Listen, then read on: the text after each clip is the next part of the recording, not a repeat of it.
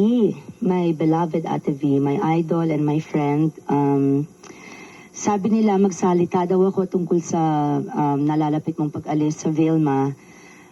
Actually, ang dami-dami kong feelings, pero palagay ko tatawagan na lang kita para ikwento ko yung ibang mas private. Pero Ate V, of course, everybody knows, hindi pa ako artista, ikaw na talaga ang tinitingala ko.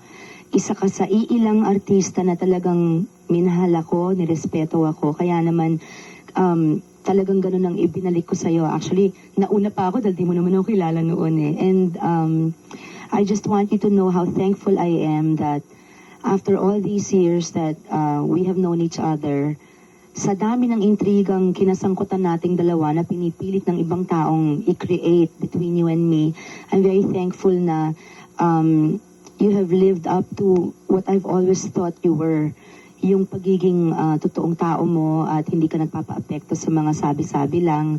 And sa bagay, wala naman tayong kinasangkutan na grabe, pero I really want to thank you for inspiring me all these years.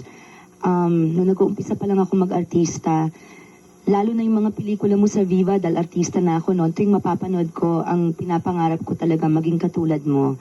And sana pagdating ng araw, makagawa pa rin tayo ng movie together. Kasi sinasabi ko yan about the actors I'd still like to work with that I haven't worked with yet. But I guess I cannot really express how sincere I am when I make that request. Akala nila puro biro, pero actually bukod sa lambing, talagang wish ko yon at dream ko yon na makasama pa kita.